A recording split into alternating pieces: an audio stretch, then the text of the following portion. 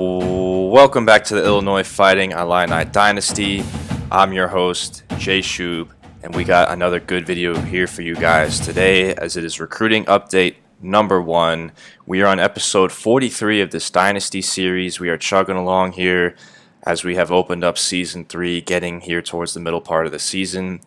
So today we're going to go into a little bit of a deep dive into recruiting. We're going to cover most of Illinois' recruiting prospects that they have on their board.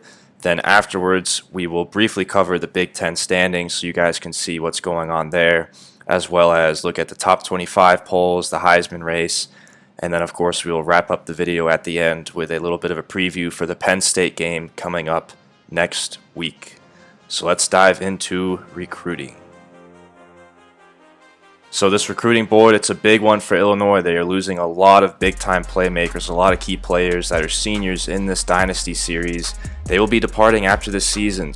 Starting here on the offense at wide receiver, Brandon Hawkins is the first recruit here on the board. He is a 3-star prospect out of Florida, and Illinois will be looking to take 2 players from this position. Brandon Hawkins is a balanced wide receiver. He does not have an offer yet from Illinois, or from any school rather. He is sort of viewed as a fallback option in case Illinois does not land these other guys.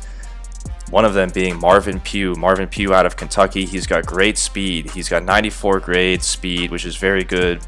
And Illinois kind of sees him as a player that they can develop into a Kyron Cumbie-like player, and a player that they can use out of the slot. He doesn't have the best catching grades, but they think that with that speed, they can turn him into an elite weapon out of the slot. Next up is Daniel Knox. He is a possession wide receiver out of Michigan, a 4-star. He's the number 12 ranked wide receiver in this class. Illinois recently added him to the board. He's got very good spectacular catch grades, very good route running grades as well. And as of this moment, Illinois is his only offer. And of course, he's favoring schools like Iowa and North Carolina, a few other Big Ten schools on there too, but Illinois is going in on him early, and they will see if this early approach to Daniel Knox can hope to see if they can get into the mix with him. Of course, it is early, and that also goes for Andy Parks out of Ohio. He's also a 4-star wide receiver, the number 19th ranked receiver in this class. Andy Parks, very similar to Daniel Knox. He's a possession wide receiver, similar grades, very solid, spectacular catch and traffic grades, decent route running skills, and he does not have any offers yet. Illinois has not offered him up to this point, but that will change very soon as Illinois will look to get in on him early. And he's got a very similar list of schools. So Daniel Knox and Andy Parks, both those guys looking to go to those schools all looking to take in wide receivers. Now moving over to the tight end position, Ray Davis, arguably the top recruiting prospect on Illinois' board overall. He is the number 2 ranked tight end out of Thomasville, Georgia. Illinois would love to have a player like Ray Davis on their roster next season. He is the number 2 ranked tight end in this class, of course. He's got very balanced grades across the board. That's why he is one of the top recruiting prospects in this entire class, a blue chip prospect to say the least. He's already made his visit to Illinois. Illinois figured that they'd have to have him on campus early when they played Maryland to sort of jump in the mix with him, and you can see he temporarily has given Illinois a boost in his favorability, but that may not last long, as he still has his other laundry list of schools that have offered him that he's considering that he has yet to visit. So Illinois would love to stay in the mix here, but there's going to be some intense competition. A lot of schools, Duke, Vanderbilt, Northwestern, some really academic schools here that he's looking to go towards here. So we'll see how this all plays out. He would immediately start next year on Illinois' roster. Now moving over to the tackle position, Eric Singleton. He is the top target here along with Jason Clark. Eric Singleton, he is a balanced blocker. You can see 79 grade pass blocking, 77 run blocking. So that's stuff that you like to see there. And as far as his race in the schools he wants to go to, it's a 2-horse race between Vanderbilt and Illinois.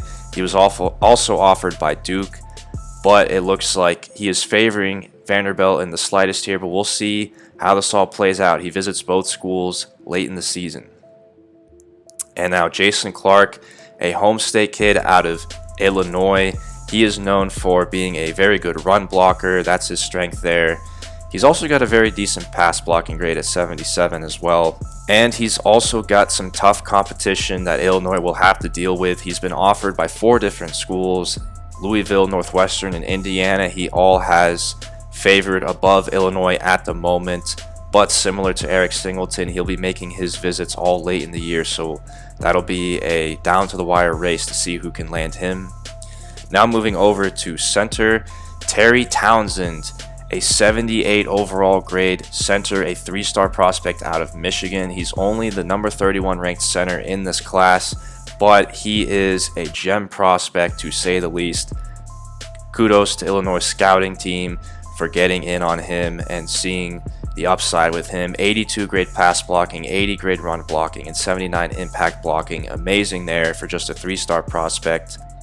But it's going to be a tough battle with Michigan State.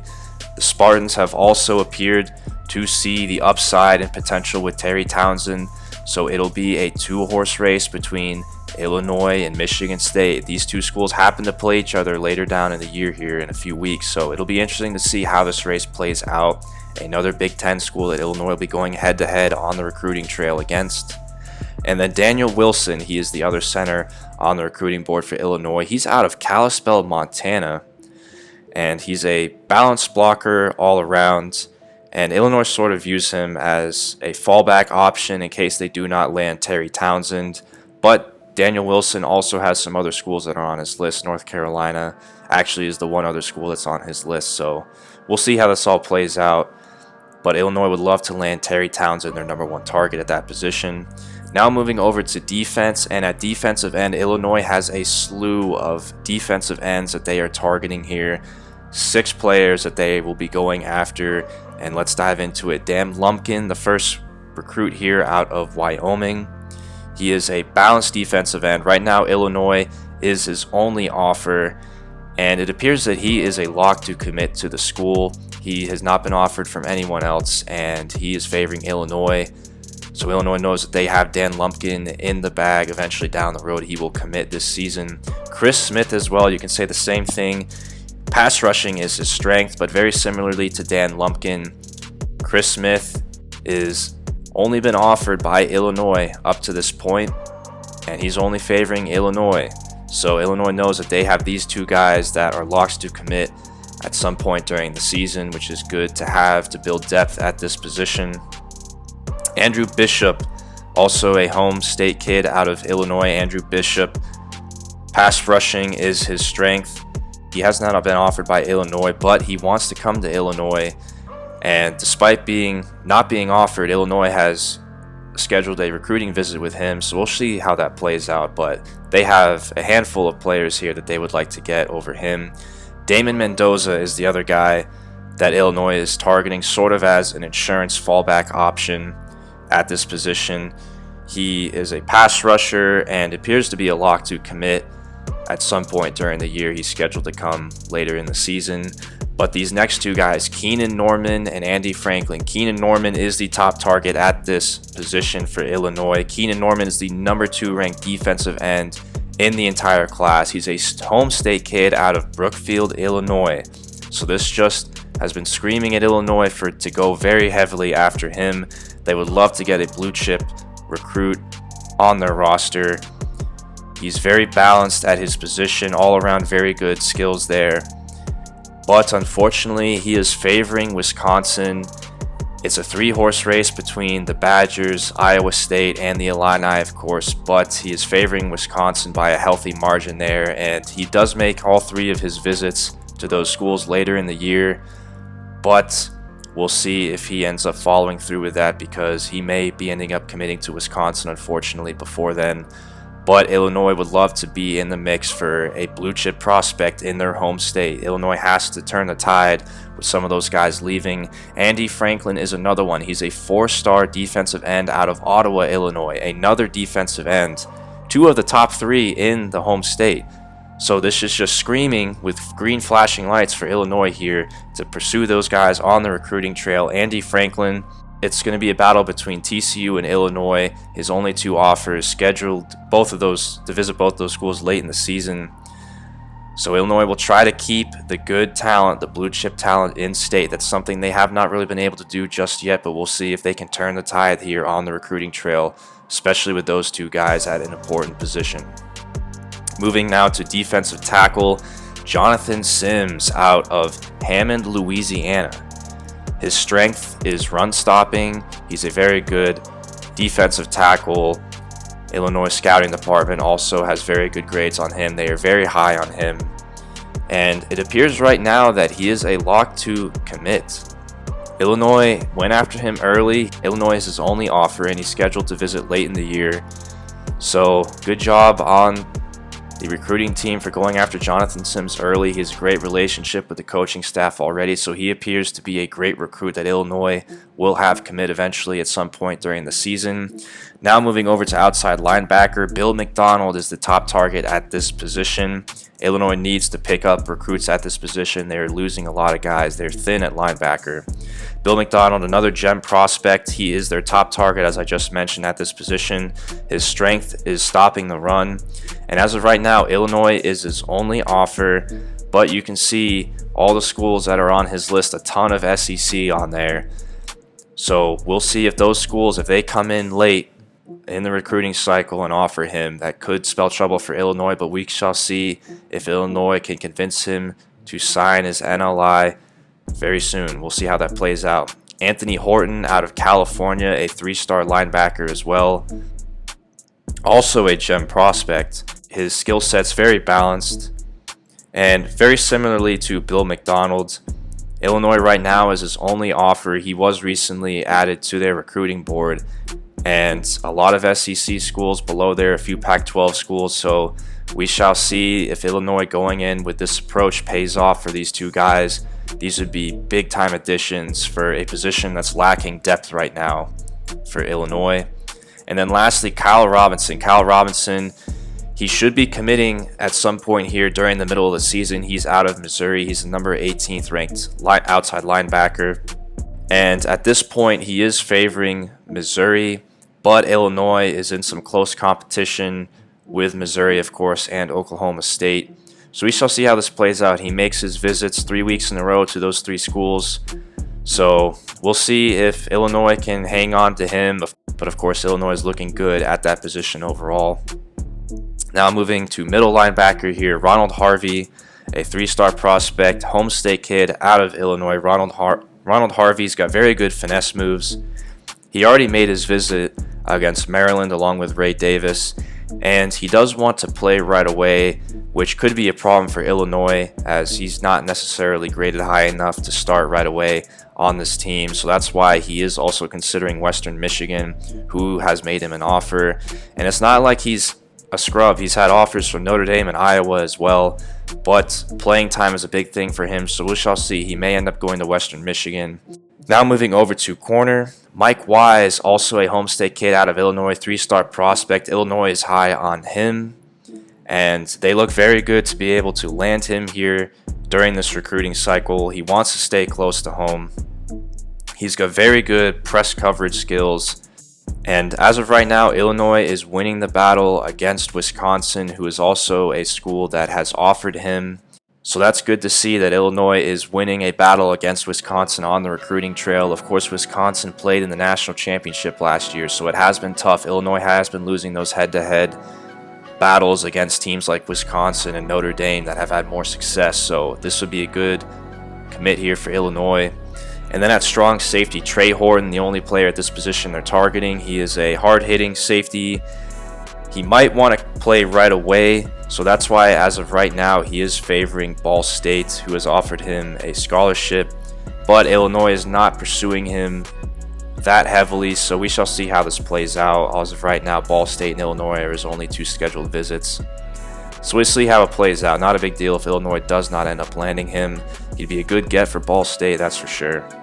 And then lastly, the athletes here. There's a couple of them that Illinois are really looking to go after. One of them is Joel Sherman out of Michigan.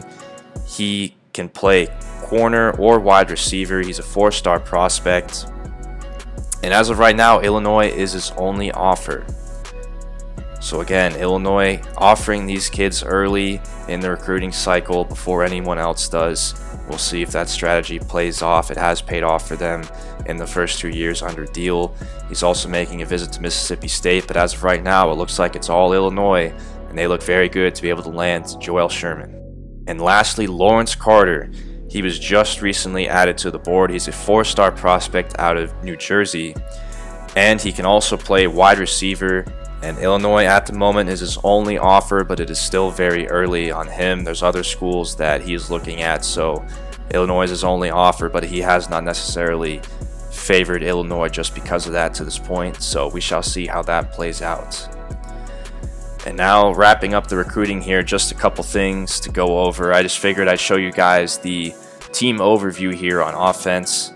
Not really the side of the ball that Illinois is targeting that heavily in this recruiting cycle. Defense, they're going very heavily after. 24 out of the 35 targeted prospects are defensive players. And you can see Illinois has 3 seniors leaving at defensive end. Keith Randolph, Seth Coleman, a couple of them, so those are big losses. Outside linebackers, so that's why Illinois is really targeting the defense very heavily in this recruiting cycle. And then taking a look here at the prospect map, you can kind of see the approach here for Illinois, going very heavily, of course, in their home state, in the Midwest, states like Ohio, Michigan, Indiana, a lot of Big Ten territory that Illinois has a strong foothold in. And then, of course, in the Sun Belt, states like North Carolina, Florida, Georgia, Louisiana, Texas, Arizona, Southern Cal.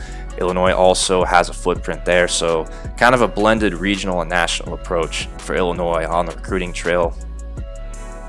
So now that that's all wrapped up, let's move on here to show you guys the conference standings.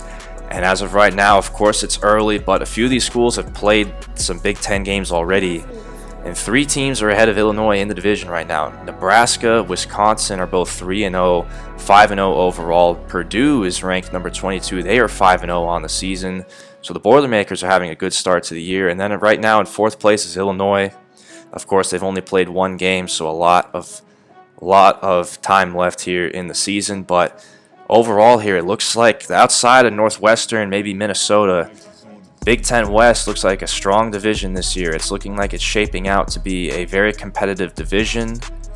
Normally it's just Nebraska or Wisconsin at the top, with Illinois coming in the 2nd or 3rd or 4th spot in the division. But this year it looks like it's going to be pretty competitive, and that does not necessarily bode well for Illinois looking to break through this season. But we'll see. It's still very early, but it's looking out to be a very tough road ahead for the Illini. And then over to the east here, Penn State, this division has just been the exact opposite of the Big Ten West. This division, it seems like not one team has been able to pull away here, and they've just been beating up on each other in this Dynasty series up to this point, and it looks the same so far here. Penn State is 3-2. They, of course, will be Illinois' next opponent. They also play Michigan State, and then they beat Maryland last week. So really, it's been all the Big Ten West. Those have been the teams that have come out of this conference and won the conference these first 2 years in this Dynasty. Now looking over here at the top 25 polls, Clemson is number 1 in the country, followed by Notre Dame. Tennessee is number 3, having a good year. And then Wisconsin and Nebraska, number 4 and number 5, both in the Big Ten West Division. So those will be 2 schools that I'm looking forward to Illinois playing here down the road this season. Purdue, also in the division, ranked number 22 at 5-0. Penn State, number 24. And then you can see others receiving votes. Ohio State has fallen out of the top 25. They have not fared well in this Dynasty. They have lost multiple games the last 2 seasons. And then here, looking at the Heisman race briefly here, Lyneth Whitehead, DeMarcus Bowman, DeJuan Mathis, the lone quarterback out of Georgia, is on here. Lawrence Tofili, and then Trey Bradford for LSU. So 4 out of 5 of these guys are running backs, a lot of upperclassmen. So that'll do it, guys. That'll wrap up today's episode, and we will end it with a preview of what's to come next week against Penn State. The Illini will be going to Happy Valley. It will be a night game. Yes, a night game in Happy Valley. I cannot wait.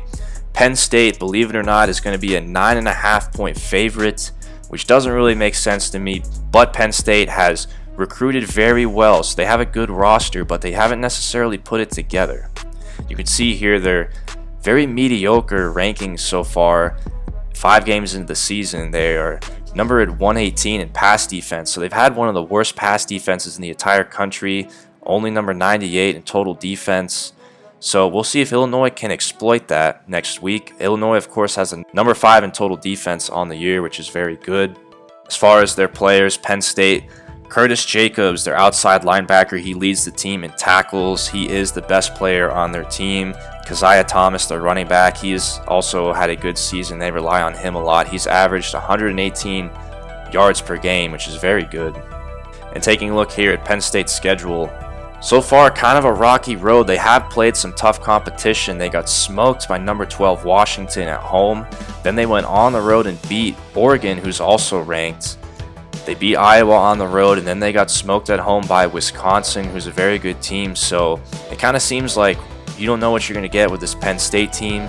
They did go on the road and beat a ranked team, but they also did get beat down by 2 good teams in Washington and Wisconsin. So we'll see what they bring against Illinois. Could be a bounce back game for them. Like I said, this roster, they've done a very good job in recruiting, but haven't necessarily put it together on the field and haven't been able to produce with the best results. But of course, with the way the Big Ten East is, year in and year out in this Dynasty series, Penn State has a chance to take that division. Last year, of course, you remember the beatdown. Illinois beat down Penn State 38-7 in Champaign. So it'll also be a revenge game for them as well.